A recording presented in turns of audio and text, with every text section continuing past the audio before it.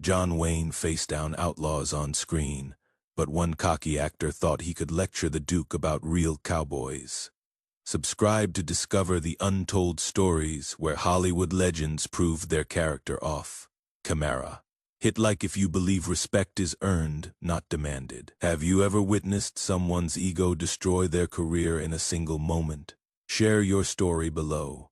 If you are ready, let me begin. The morning air on the Paramount Pictures lot was crisp and still when 24-year-old Marcus Reid stepped out of his trailer, script in hand and confidence radiating from every pore. It was October 1969, and Reid had just landed what his agent promised would be his breakout role in a major Western, alongside the most legendary cowboy in Hollywood history. John Wayne was 62 years old that autumn, a towering figure whose very presence commanded respect from every corner of the industry. He had been making westerns for nearly 4 decades, had survived cancer, had built a legacy that seemed as permanent as the monuments carved into Mount Rushmore.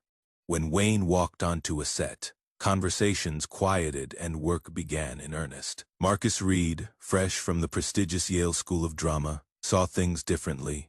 He had studied under method acting masters, had spent months preparing for this role by living on a ranch in Montana, learning to rope cattle and sleep under stars. He had read extensively about the real American West, had interviewed actual cowboys, had immersed himself so completely in the character that he sometimes forgot to break persona between takes. Reid believed this made him more authentic than any Hollywood veteran who had simply played cowboys without truly understanding them. The film was The Cowboys, a story about an aging rancher who must rely on schoolboys to drive his cattle to market. Wayne played Will Anderson, the weathered rancher. Reid had been cast as one of the older boys, a character meant to bridge the gap between Wayne's authority and the inexperience of the younger cast members. During the first week of rehearsals, Reid noticed what he considered to be inaccuracies in Wayne's portrayal. The way Wayne held his reins, the terminology he used for certain ranch equipment, small details that Reid felt demonstrated a lack of authentic cowboy knowledge. These observations festered in Reid's mind until he convinced himself that someone needed to educate the legendary actor about real Western life. That morning in October, Reid had decided today would be the day he shared his expertise with John Wayne. The scene they were rehearsing took place around a campfire, with Wayne's character teaching the boys about life on the trail. Wayne sat on a wooden crate, his weathered face reflecting years of outdoor filming, his presence filling the space effortlessly.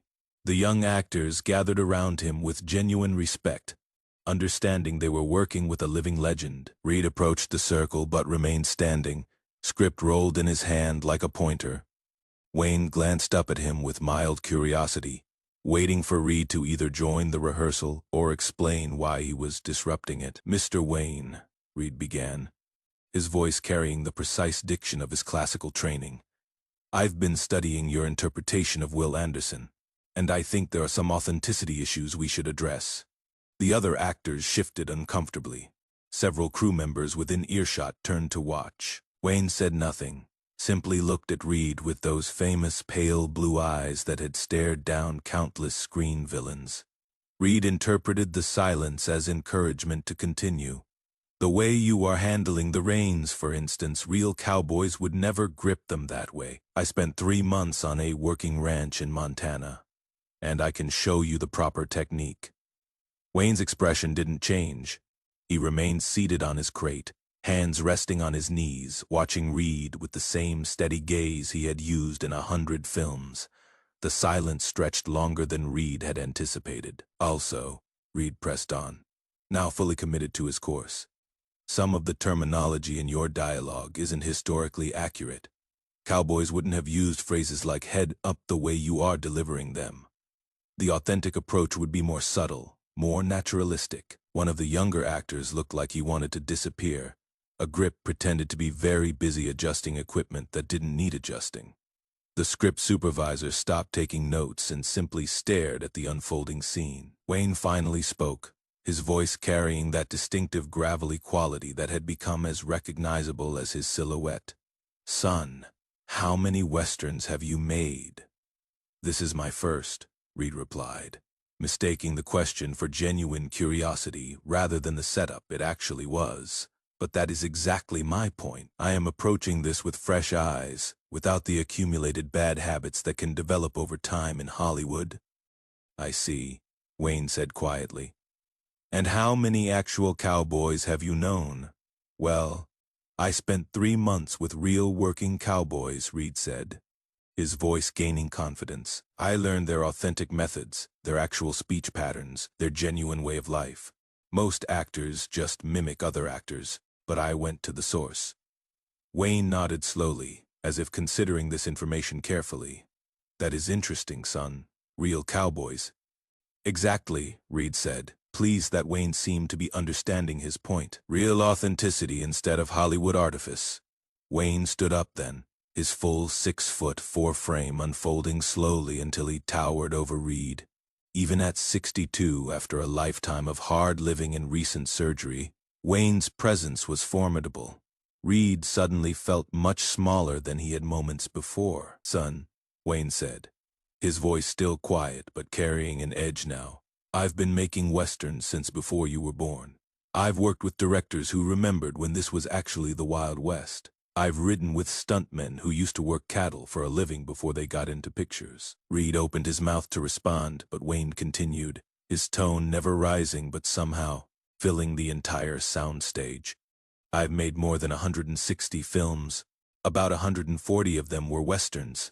I've ridden more horses, fired more guns, and spent more time in saloons than most actual cowboys who lived in the 1800s. The soundstage had gone completely quiet. Every person within 50 yards had stopped what they were doing to listen. "But you spent 3 months on a ranch in Montana," Wayne continued, "and now you think you are going to teach me how to be a cowboy." Reid's confident expression was beginning to crack. This wasn't going the way he had envisioned. Wayne took a step closer, close enough that Reid had to tilt his head back to maintain eye contact. "Let me tell you something about real cowboys, son. Real cowboys don't spend a lot of time talking about how authentic they are. They just do the work."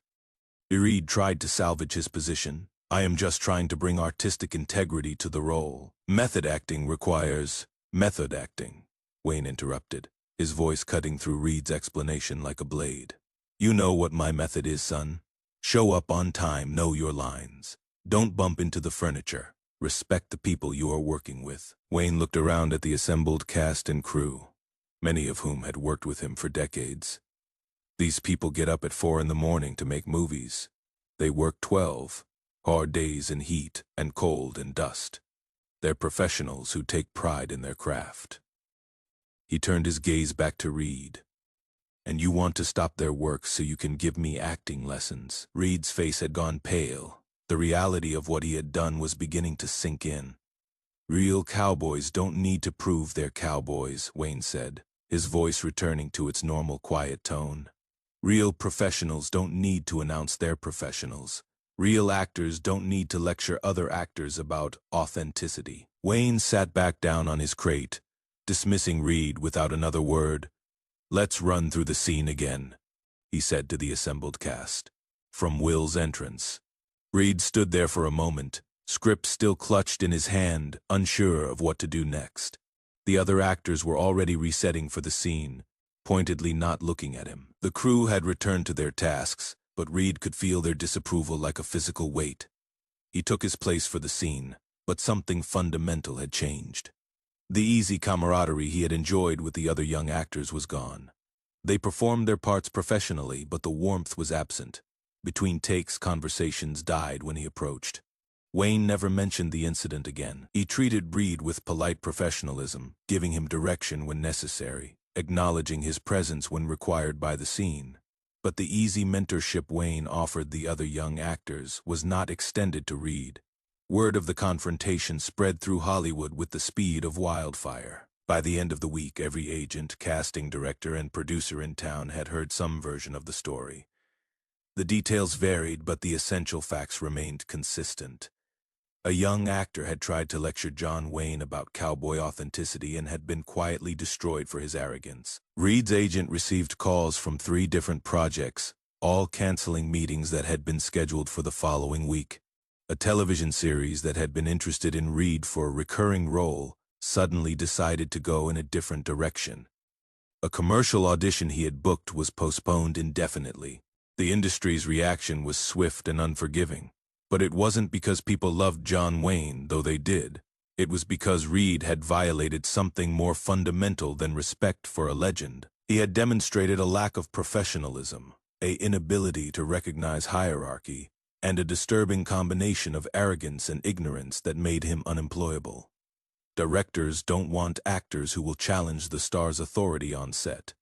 Producers don't want to hire people who might create tension among the cast. Agents don't want to represent clients who might embarrass them at meetings. Reid finished The Cowboys. But barely. His scenes were trimmed in editing. His dialogue was reduced, and his character became essentially a background figure.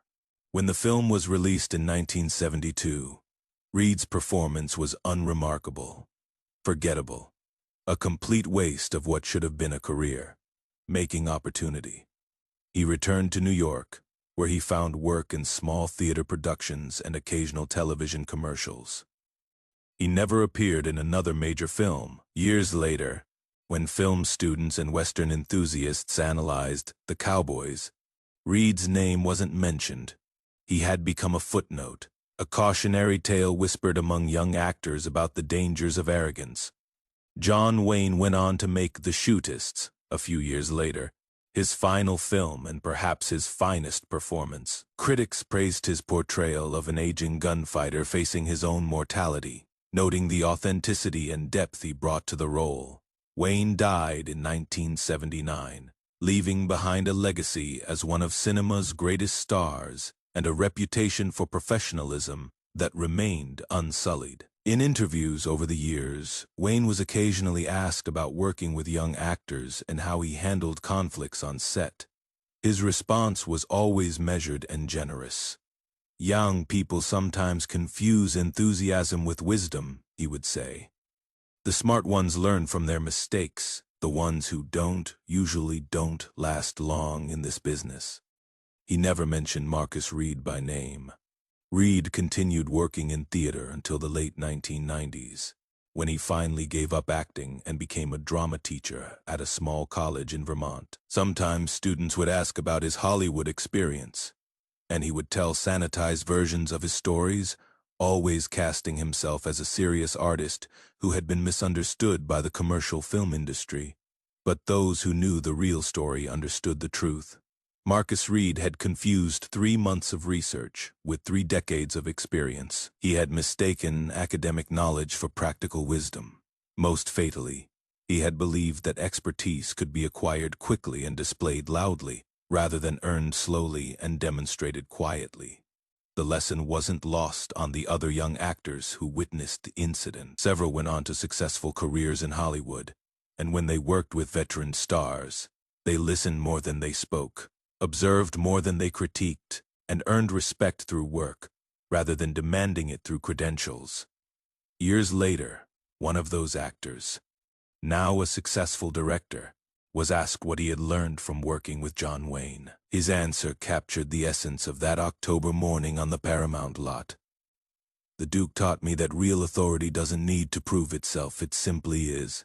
And the moment you feel the need to announce your authenticity, you've already lost it." That quiet lesson, delivered in Wayne's characteristic understated style, proved more valuable than any acting class or method training. It was a masterclass in professionalism, respect, and the difference between genuine authority and artificial posturing. The soundstage where it happened was torn down decades ago, replaced by digital editing suites and modern production facilities. But the story endures, passed down among film professionals as a reminder that in Hollywood, as in the Old West, respect is earned through actions, not words. And real cowboys don't need to prove they're cowboys. They just are.